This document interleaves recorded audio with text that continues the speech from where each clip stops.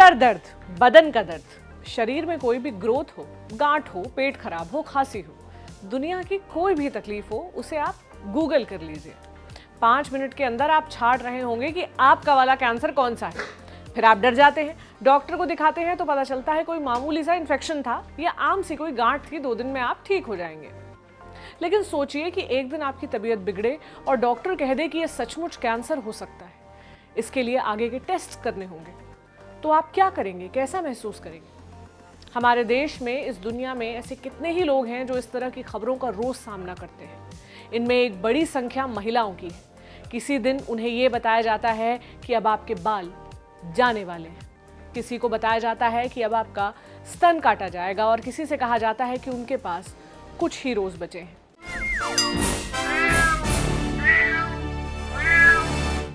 हाय, मेरा नाम प्रतीक्षा है और आप देख रहे हैं ऑर्डिनरी की स्पेशल सीरीज म्याऊं। कल रात इंस्टाग्राम स्क्रॉल करते हुए छवि मित्तल की पोस्ट दिखी।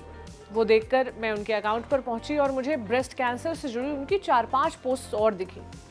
छवि ने अलग अलग तस्वीरों और वीडियोस के जरिए ब्रेस्ट कैंसर और उसकी सर्जरी के बारे में बताया है। 16 अप्रैल को छवि ने बताया था कि उन्हें ब्रेस्ट कैंसर डिटेक्ट हुआ है। 25 अप्रैल को उनकी सर्जरी हुई और 26 को उन्होंने पोस्ट कर बताया कि सर्जरी सक्सेसफुल रही, अब वो कैंसर फ्री हैं। छवि ने इस जर्नी के बारे में बताते हुए लिखा, जब डॉक्टर ने मुझसे आंखें बंद करके कुछ अच्छा सोचने के लिए कहा, तब मैंने अपने सुंदर और स्वस्थ स्तनों की कल्पना की। फिर मेरी सर्जरी हुई, वो 6 घंटे तक चली और अगले दिन मैं कैंसर फ्री थी।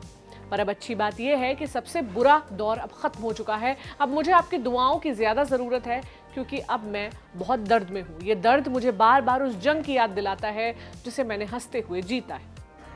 आगे छवि ने इसी दर्द के बारे में बात करते हुए एक और पोस्ट में लिखा, हम कितनी जल्दी दर्द को भूल जाते हैं। सालों पहले सी सेक्शन ऑपरेशन और ओवेरियन सर्जरी के वक्त मुझे दर्द हुआ था। एक हादसे की वजह से पीठ का दर्द हुआ, जो अब सही हो चुका है।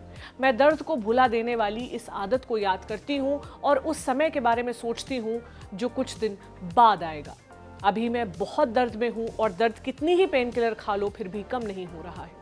लोगों के मैसेज से, उनकी दुआओं से और जो लोग मुझसे मिलने आ रहे हैं उनकी मुस्कान से मुझे हिम्मत मिल रही है। ब्रेस्ट कैंसर महिलाओं में होने वाला सबसे कॉमन कैंसर है। भारत में हर साल 1.5 लाख से ज्यादा महिलाओं को ब्रेस्ट कैंसर होता है। इसका मतलब हर 1 लाख महिलाओं में से 26 महिलाओं को ब्रेस्ट कैंसर होता है। भारत में हर साल 70,000 से ज्यादा महिलाओं की ब्रेस्ट कैंसर से मौत हो जाती है। ब्रेस्ट में होने वाली गांठ 2 तरह की होती है। एक होती है नॉन कैंसरस, उसको दूध की गांठ भी कहते हैं। दूसरी होती है कैंसरस गांठ। जब तक हम ब्रेस्ट कैंसर की जांच नहीं करवाते, तब तक बोल नहीं सकते कि यह कैंसरस गांठ है या सादी गांठ है, इसलिए इसकी जांच करवाना बहुत जरूरी है। ये बीमारी सिर्फ औरतों को नहीं होती, पुरुषों को भी ब्रेस्ट कैंसर का शिकार हो सकते हैं। ब्रेस्ट कैंसर क्यों होता है और कैसे होता है, इसके बारे में आप क्या कर सकते हैं, आपको कैसे पता चलेगा, इस पर हमने विस्तार से अपने हेल्थ शो सेहत में बात की है। उन एपिसोड्स का लिंक आपको डिस्क्रिप्शन में मिल जाएगा। इस कैंसर और इसके ट्रीटमेंट के दौरान एक महिला क्या महसूस करती है, उसके मन की हालत कैसी होती है, उसके इमोशंस कैसे होते हैं, इस पर आज के म्याऊं के एपिसोड में मैं बात करूंगी। बाल और स्तन समाज में एक महिला की आइडेंटिटी का ये जरूरी हिस्सा है। जब लड़की जवान हो रही होती है, तब रंग और बालों की तमाम चिंताओं के साथ साथ एक चिंता उसके ब्रेस्ट्स की भी होती है। माँ या घर की बाकी महिलाएं लड़की को झबला या समीज से ब्रा पर शिफ्ट होना सिखाती हैं।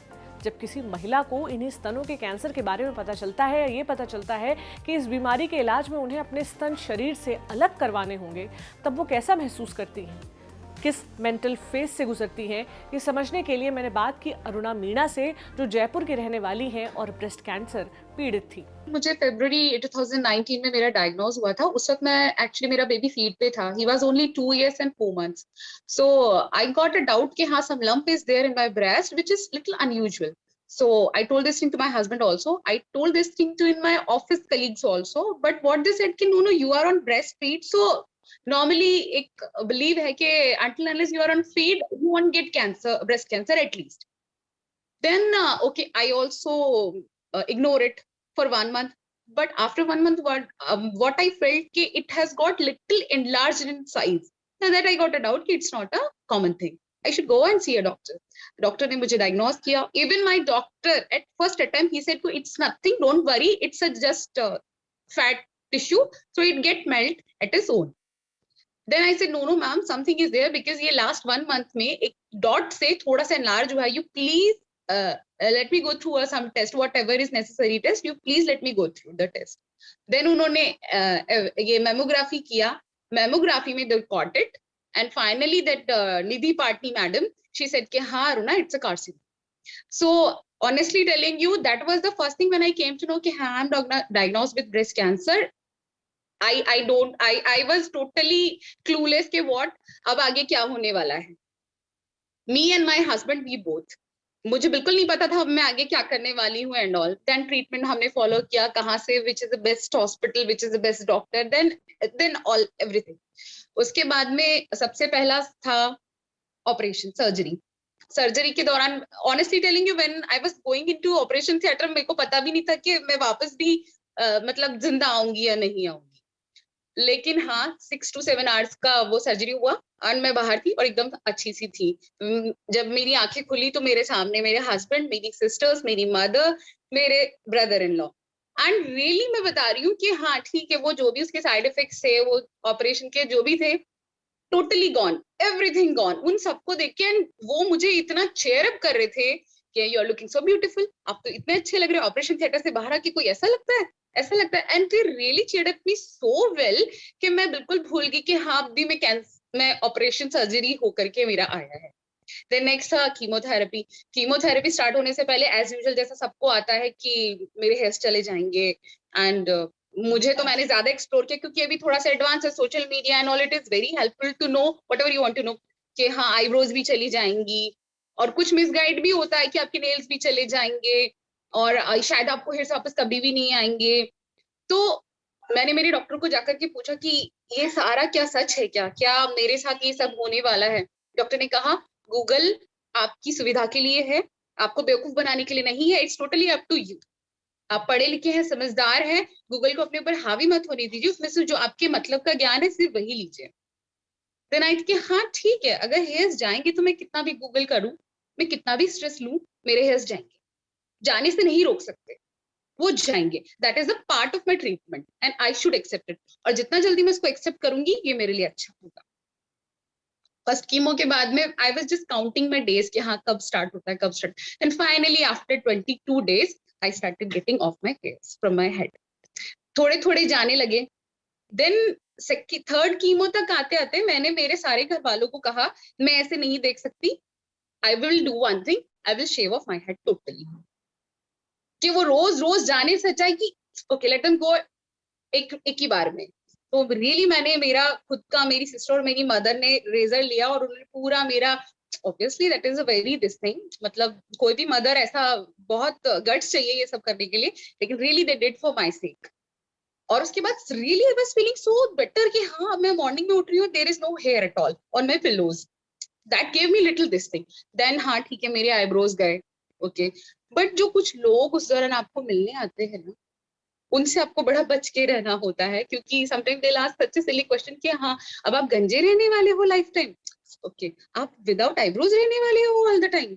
I said कि हाँ मुझे नहीं पता आएंगे या नहीं आएंगे, but that is my concern, why you are breaking your head for this thing. आएंगे तो ठीक है, गंजी रहूंगी तो मैं रहूंगी, it's none of your business. No, my husband, my family, they will accept me like what I am, they will accept me as it is. You need not to worry about that. So बस एक चीज जो मैंने पूरे treatment के दौरान Sonal face की वो यही थी कि मेरे अंदर जो भी चीजें हो रही है उससे मुझे अपने ब्रेन पे हावी नहीं होने देना है. क्योंकि जब मैं पहली कीमो के लिए गई तो obviously and that is very quite natural also कि हाँ वो डर वो था, तो that raise my BP almost above 150. तो माई डॉक्टर सेड कि हाँ आप इनको लेके जाइए, इनको थोड़ा काम डाउन कीजिए. बट वो फर्स्ट ही कीमो थी जब मैंने ये किया, क्योंकि ऑफकोर्स तब मेरी सोच, वो डर मेरे ब्रेन पे हावी हो गया था. लेकिन उसके बाद से second, third, fourth chemo, then radiation, 18+2 radiation therapies, and then now hormonal therapy is still going on and it will last for another 2 years.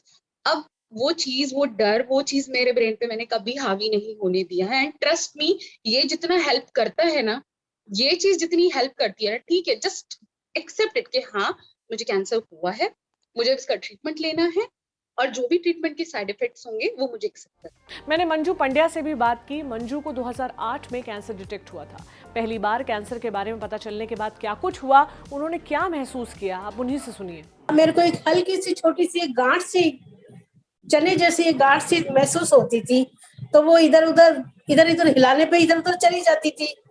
फिर यहाँ हमारे पास में एक है डॉक्टर, तो उनको फैमिली डॉक्टर, तो उनको हम दिखाने के लिए गई, तो उन्होंने कहा भाभी जी आप इसकी बायोप्सी करा के देख लेते हैं, कुछ गड़बड़ हो सकती है।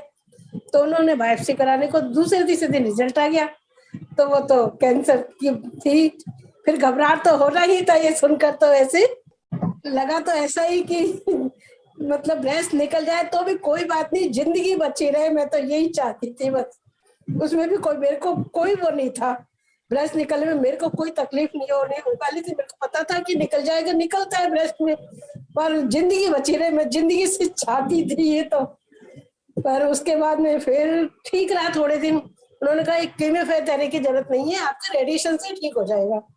और फिर वो रेडिएशन, मेरे 25 रेडिएशन हुए और 30 होने की बात थी। डॉक्टर साहब ने कहा कि अब 30 नहीं हो सकते, निधि पाटनी करने वाली थी रेडिएशन, उन्हीं की वाइफ निधि पाटनी है, उन्होंने रेडिएशन के तो उन्होंने कहा 25 के बाद में आपका अंदर इतना जल गया है कि अब 25 के बाद में नहीं हो सकते आगे। और वो उसके बाद में उनका इलाज मेरे करीब करीब 10 साल चला, निधि पाटनी का। और अभी 2 साल पहले उन्होंने कहा अब आप बिल्कुल ठीक है, आपको न कोई दवा लेने की जरूरत है न कुछ की भी, बिल्कुल आप सही है अब। तो अब ईश्वर की दया है, सब घर वालों के, सबकी मेहनत है, मैं ठीक हूँ बिल्कुल। कैंसर पेशेंट्स के मेंटल ट्रॉमा को समझने के लिए मैंने डॉक्टर अनु से बात की। डॉक्टर अनु मुंबई में रहते हैं और कैंसर पेशेंट्स का इलाज करते हैं। ब्रेस्ट कैंसर का एक अभिन्न हिस्सा होता है कीमोथेरेपी। कीमोथेरेपी के साइड इफेक्ट्स हम सब जानते हैं, जिसमें physical, mental, emotional, social aspect जुड़े हुए हैं। फिजिकल हम सब जानते हैं, लेकिन जो इश्यूज है मेंटल, सोशल और इमोशनल, ये इश्यूज हमेशा अनएड्रेस रह जाते हैं, यानी इसके बारे में कोई ध्यान नहीं देता है। ओपीडी के अंदर पेशेंट को ट्रीट करते हुए हम मोस्ट कॉमनली देखते हैं कि स्पेशली जो यंग वुमेन है, यंग महिलाएं हैं, उनके लिए अपने शरीर की एक आइडेंटिटी बहुत जरूरी होती है, जिसमें बाल और ब्रेस्ट एक अभिन्न हिस्सा है। आज भी हमारे समाज के अंदर ये सोशल स्टिग्मा है कि महिलाओं की ब्यूटी यानी सुंदरता उनके बालों में है। और चूंकि जो कीमोथेरेपी हम ब्रेस्ट कैंसर में यूज करते हैं, उसका most common side effect alopecia यानी बालों का जाना रहता है। हालांकि ये एक टेम्पररी फेज होता है, जिसके बारे में काफी कम लोग जानते हैं। जो महिला इस दौर से गुजरती है, जब उनके बाल झड़ना शुरू हो जाते हैं, वो काफी एंग्जियस हो जाती है। फिजिकल पेन के साथ उनका इमोशनल, मेंटल स्ट्रेस भी बढ़ जाता है, जिसकी वजह से उनका जो थेरेपी के प्रति मनोबल है वो कम होने लगता है।